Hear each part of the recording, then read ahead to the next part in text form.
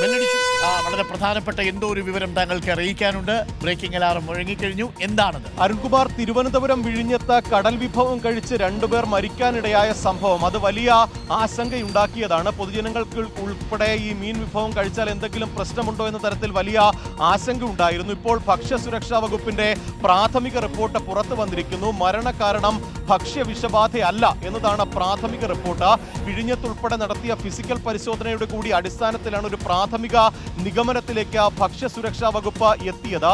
ഈ ഹോട്ടലിൽ നടത്തിയ പരിശോധനയിൽ ഈ മരിച്ചവർ അന്നേ ദിവസം കഴിച്ച അതേ ഭക്ഷണം മറ്റ് 200 പേർ കൂടി കഴിച്ചിരുന്നു എന്നതാണ് ഭക്ഷ്യസുരക്ഷാ വകുപ്പിന്റെ അന്വേഷണത്തിൽ കണ്ടെത്തിയിട്ടുള്ളത്. അവർക്കാർക്കും തന്നെ മറ്റ് ബുദ്ധിമുട്ടുകൾ, ആരോഗ്യ പ്രശ്നങ്ങൾ ഉണ്ടായിട്ടില്ല. വളരെ വൃത്തിയുള്ള സാഹചര്യത്തിലാണ് ഭക്ഷണം പാചകം ചെയ്യുന്നത്. ഒപ്പം ഈ മീനൊക്കെ തന്നെ കൃത്യമായ ഇടങ്ങളിൽ നിന്ന് വാങ്ങുന്നതാണ്. അതിൽ ഗുണനിലവാരമൊക്കെ തന്നെ പരിശോധിച്ചിരുന്നു. അക്കാര്യത്തിൽ ഉൾപ്പെടെ മറ്റ് പ്രശ്നങ്ങളൊന്നും തന്നെ ഉണ്ടായിരുന്നില്ല എന്നതാണ് ഭക്ഷ്യസുരക്ഷാ വകുപ്പിന്റെ പരിശോധനയിൽ കണ്ടെത്തിയിട്ടുള്ളത്. ഒപ്പം ഈ മരിച്ച ഈ 2 പേരുടെ ബന്ധു ഭക്ഷ്യസുരക്ഷാ വകുപ്പിന് മൊഴി നൽകിയിരിക്കുന്നത് കടൽ വിഭവം ഇവർക്ക് അലർജി ഉണ്ടാക്കുന്നതാണ് എന്നുള്ള ഒരു മൊഴി കൂടി ഭക്ഷ്യസുരക്ഷാ വകുപ്പിന് ലഭിച്ചിട്ടുണ്ട്. അതിന്റെ കൂടി അടിസ്ഥാനത്തിലാണ് ഈ പ്രാഥമിക ഒരു റിപ്പോർട്ട് ഇപ്പോൾ ലഭിച്ചിരിക്കുന്നത്.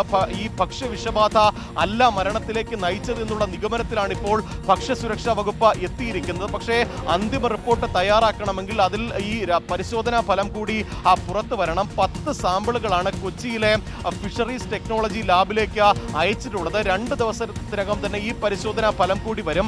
ഇതിനുശേഷമായിരിക്കും അന്തിമ റിപ്പോർട്ട് ആരോഗ്യമന്ത്രിക്ക് ഭക്ഷ്യസുരക്ഷാ വകുപ്പ് കൈമാറുന്നത്. നിലവിൽ ആശങ്കപ്പെടേണ്ട ഒരു സാഹചര്യമില്ല. അത് പൊതുജനങ്ങൾക്ക് കൂടി ഉള്ള അറിവാണ്. കാരണം വലിയൊരു ആശങ്ക അക്കാര്യത്തിൽ പൊതുജനങ്ങൾക്കുണ്ടായിരുന്നു. അതുകൊണ്ട് തന്നെ അത്തരത്തിൽ ആശങ്കപ്പെടേണ്ട സാഹചര്യമില്ല. ഭക്ഷ്യവിഷബാധയല്ല. അവിടെ നിരവധി ആളുകൾ ഭക്ഷണം കഴിക്കാൻ എത്തുന്ന ഒരു സ്ഥലമാണ്. ഒപ്പം അവിടെ ഭക്ഷ്യസുരക്ഷാ വകുപ്പിന്റെ എല്ലാ അംഗീകാരവും ഉണ്ട് എന്ന് കൂടി ഭക്ഷ്യസുരക്ഷാ വകുപ്പ് പറയുന്നുണ്ട്. അതുകൊണ്ട് തന്നെ ഇക്കാര്യത്തിൽ ഒരു ആശങ്കപ്പെടേണ്ട സാഹചര്യമില്ല എന്നതാണ് പ്രാഥമിക റിപ്പോർട്ട് വ്യക്തമാക്കുന്നത്.